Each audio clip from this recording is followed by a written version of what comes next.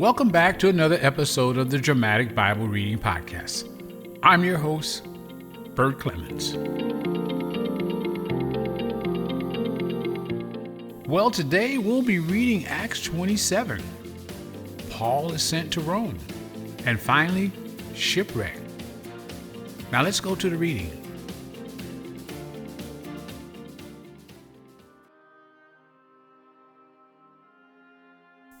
Acts chapter 27, verse 1.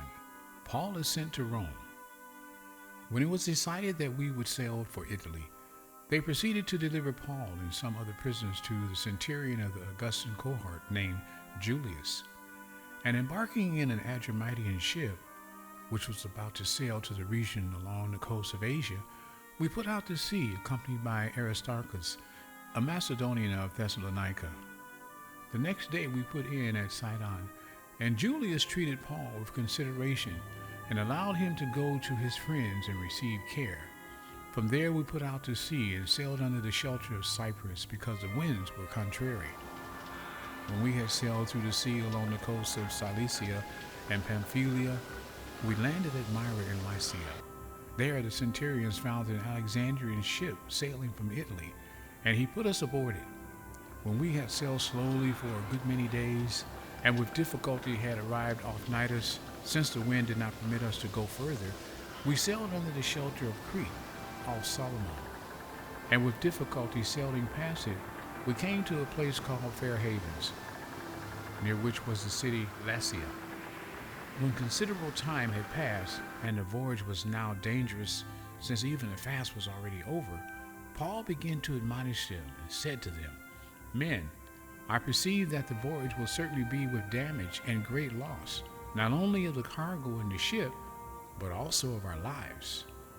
But the centurion was more persuaded by the pilot and the captain of the ship than by what was being said by Paul.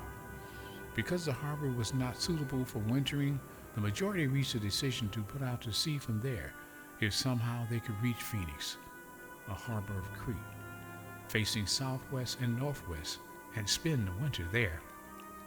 When a moderate soft wind came up, supposing that they had attained their purpose, they weighed anchor and began sailing along Crete, close inshore. Verse 14, Shipwreck.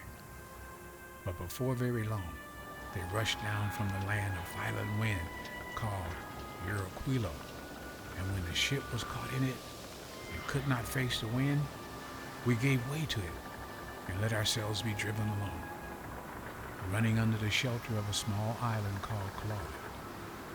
We were scarcely able to get the ship's boat under control. After they had hoisted up, they used supporting cables in undergirding the ship, and fearing that they might run aground on the shallows of Syrtis, they let down the sea anchor, and in this way let themselves be driven along.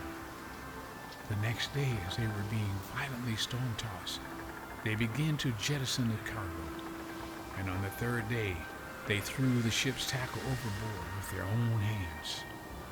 Since neither sun nor stars appeared in many days, and no small storm was assailing them, from then on all hope of being saved was gradually abandoned. When they had gone a long time without food, then Paul stood up in their midst and said, "Men, you ought to have followed my advice and not have set sail for Crete and incurred this damage and loss.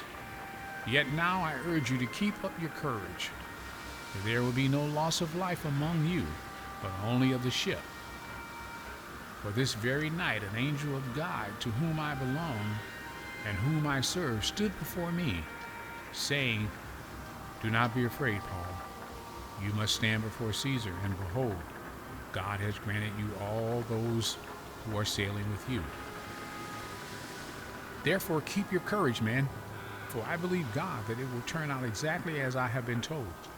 But we must aground on a certain island.' But when the 14th night came, as they were being driven about in the Adriatic Sea, about midnight the sailors began to surmise that they were approaching some land. They took soundings and found it to be 20 fathoms, and a little further on they took another sounding and found it to be 15 fathoms. Fearing that we might run aground somewhere on the rocks, they cast 4 anchors from the stern and wished for daybreak. But as the sailors were trying to escape from the ship and had let down the ship's boat in the sea on the pretense of intending to lay out anchor from the bow, Paul said to the centurion and to the soldiers, "Unless these men remain in the ship, you yourselves cannot be saved." Then the soldiers cut away the ropes of the ship boat and let it fall away. Until the day was about to dawn, Paul was encouraging them all to take some food, saying, "Today is the 14th day that you have been constantly watching and going without eating, having taken nothing. Therefore I encourage you to take some food, for this is for your preservation, and not a hair from your head of any of you will perish." Having said this, he took bread and gave thanks to God in the presence of all, and he broke it and began to eat. All of them were encouraged, and they themselves also took food. All of us in the boat were 276 persons. When they had eaten enough, they began to lighten the ship like throwing out the wheat into the sea. When day came, they could not recognize the land, but they did observe a bay with a beach, and they resolved to drive the ship onto it if they could. And casting off the anchors, they left them in the sea, while at the same time they were loosening the ropes of the rudder and hoisting the foresail to the wind. They were heading for the beach. But striking a reef where two seas met, they ran the vessel aground, and the plow struck fast and remained immovable, but the stern began to be broken up by the force of the waves. The soldiers planned to kill the prisoners so that none of them would swim away and escape, but the centurion, wanting to bring Paul safely through, kept them from their intention, and commanded that those who could swim should jump overboard first and get to land, and the rest should follow, some on planks, others on various things from the ship. And so it happened that they were all brought safely to land. And that is the end of Acts chapter 27.